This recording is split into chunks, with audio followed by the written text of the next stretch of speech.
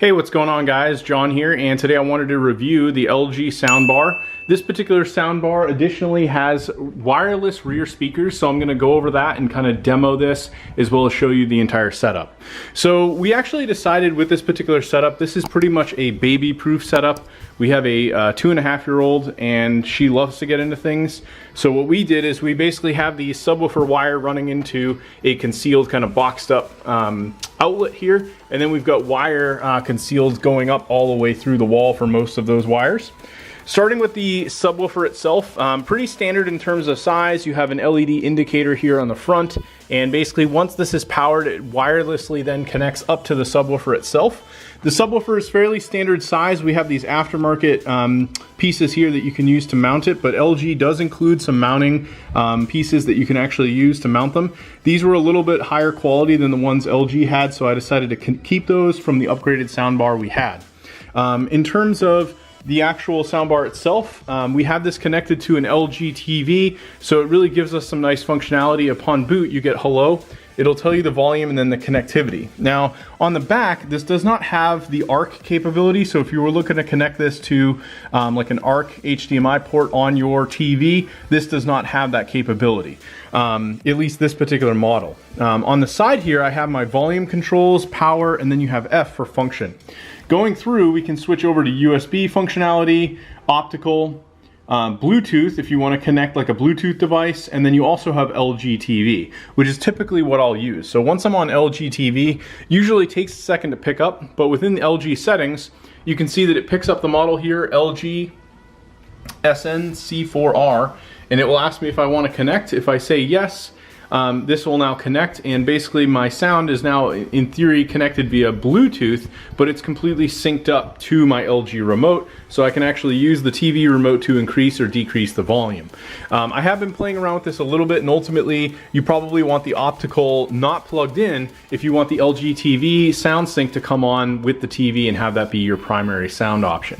Now, in terms of the wireless speakers, I did a little bit of a rough job mounting these. My wife wants me to redo them because I probably didn't make them aesthetically look as nice as they should have been, but we're probably going to end up moving the speakers down here on the side of like where I have my window here. So it'll probably be right below pretty much where my finger's pointing, and then that way I can use this cable concealer. I just got a single cord cable concealer.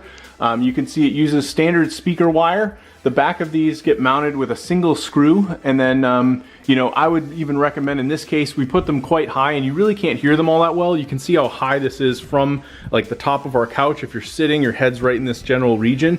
Probably having them a little bit higher, or maybe even at this height, would probably be max, whereas up here we're really not even hearing them all that well, so that's something I do plan on redoing. The good thing is that the speaker wire does actually reach all the way behind the couch. So I'm gonna pull this out and show you how this actually works. Basically, and it's a little bit of a mess back here, my daughter gets into all this, but basically there's a box that sits back here. This plugs into the wall, which unfortunately she loves to unplug.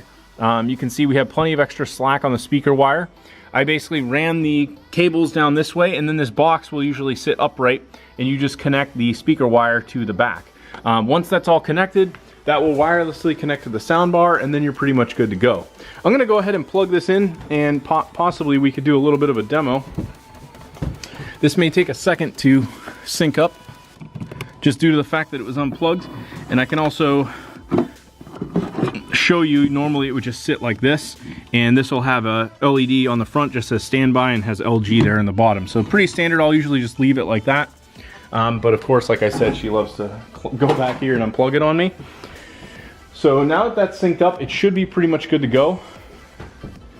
And if we take the remote, I'll just head over to Netflix, and I'll just play something randomly to give an example, and we'll turn it up a little bit.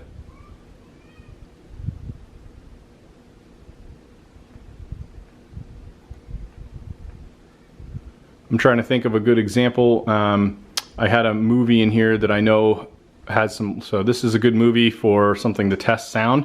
A lot of action and things like that going on in this one. So I'll turn this up a little bit.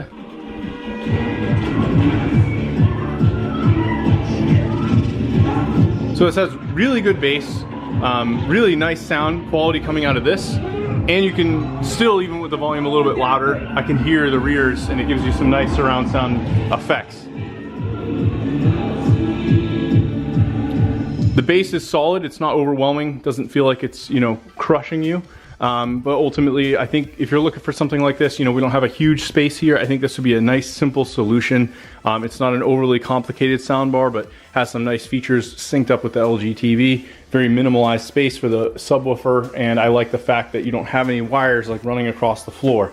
I have a larger, newer home theater, much more expensive system that's set up, and that basically is running wires all across your floor. There's really nothing you can do about it, or you'd have to run them over the ceiling. Anyway, thanks for watching. Hope you guys found the video review helpful, and I'll talk to you later.